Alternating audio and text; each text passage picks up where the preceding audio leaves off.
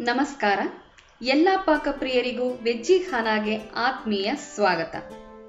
ಸಬ್ಬಕ್ಕಿಯನ್ನು ಬಳಸಿ ತಯಾರಿಸುವ ಸಾಬುದಾನ ಕಿಚಡಿಯನ್ನು ಮಾಡುವ ವಿಧಾನವನ್ನು ಇಂದು ತಿಳಿದುಕೊಳ್ಳೋಣ. ಪಶ್ಚಿಮ ಭಾರತದ ಬಹುಭಾಗದಲ್ಲಿ ಶಿವರಾತ್ರಿ ಮುಂತಾದ ಉಪವಾಸ ವ್ರತಗಳ ದಿನದಂದು ತಯಾರಿಸುವ ಈ ತಿನಿಸನ್ನು ಬೆಳಗಿನ ತಿಂಡಿ ಹಾಗೂ ಸಂಜೆಯ ಲಘು ಉಪಹಾರವಾಗಿ ಸೇವಿಸಬಹುದು.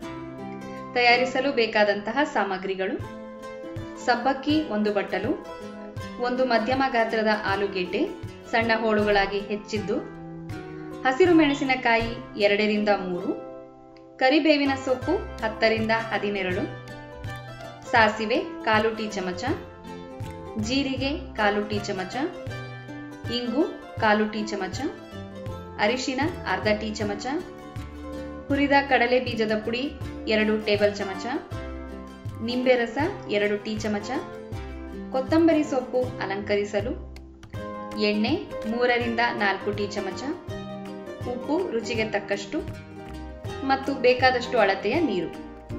ತಯಾರಿಸುವ ವಿಧಾನ: ಸಬ್ಬಕ್ಕಿಯನ್ನು 3 ರಿಂದ 4 ಬಾರಿ ಚೆನ್ನಾಗಿ ತೊಳೆಯಿರಿ. ತೊಳೆದ ಸಬ್ಬಕ್ಕಿಯ ಮೇಲೆ ನೀರನ್ನು ಚುಮುಕಿಸಿ 8 ಗಂಟೆಗಳ ಕಾಲ ನೆನೆಯಲು ಬಿಡಿ. ಮಧ್ಯದಲ್ಲಿ 1-2 ಸಲ ಸಬ್ಬಕ್ಕಿಯನ್ನು ಕೈಯಾಡಿಸಿ ನೀರು ಚುಮುಕಿಸುತ್ತೀರಿ. 1 ಬಟ್ಟಲು ಸಬ್ಬಕ್ಕಿ ನೆನೆದ ನಂತರ ಸುಮಾರು 3 ಬಟ್ಟಲಿನಷ್ಟು ಉಬ್ಬುತ್ತದೆ. ನೆಂದ ಸಬ್ಬಕ್ಕಿಗೆ ಅರಿಶಿನ ಪುಡಿ ಹಾಕಿ ಮೆದುವಾಗಿ ಕಲೆಸಿರಿ. ಇದರಿಂದ ಅರಿಶಿನ ಸಮ ಪ್ರಮಾಣದಲ್ಲಿ ಸಬ್ಬಕ್ಕಿಗೆ ಹತ್ತುತ್ತದೆ. ಬಾಣಲೆಗೆ ಎಣ್ಣೆ ಹಾಕಿ ಕಾಯಿಸಿ ಸಾಸಿವೆ ಜೀರಿಗೆ ಹಾಕಿ ನಂತರ ಹಸಿರು ಮೆಣಸಿನಕಾಯಿ, ಕರಿಬೇವಿನ ಸೊಪ್ಪು ಮತ್ತು ಹಿಂಗನ್ನು ಹಾಕಿ ಹುರಿಯಿರಿ. ನಂತರ ಹೆಚ್ಚಿದ ಆಲೂಗೆಡ್ಡೆಯ ಹೋಳುಗಳನ್ನು ಹಾಕಿ ಬೇಯುವವರೆಗೆ ಬಾಡಿಸಿರಿ. ಈಗ ಸಬ್ಬಕ್ಕಿಯನ್ನು ಸೇರಿಸಿ ಅದು ಪಾರದರ್ಶಕವಾಗುವವರೆಗೆ ಬಾಡಿಸಿರಿ. ಕಡೆಯದಾಗಿ ಹುರಿದ ಕಡಲೆ ಬೀಜದ ಪುಡಿ, ಉಪ್ಪು ಮತ್ತು ನಿಂಬೆ ರಸವನ್ನು ಹಾಕಿ ಮಿಶ್ರಗೊಳಿಸಿ. ಈಗ ತಯಾರಾದ ಸಾಬುದಾನ ಕಿಚಡಿಯನ್ನು ಕೊತ್ತಂಬರಿ ಸೊಪ್ಪಿನಿಂದ ಅಲಂಕರಿಸಿ ಬಿಸಿ ಬಿಸಿಯಾಗಿ ಸವಿಯಿರಿ.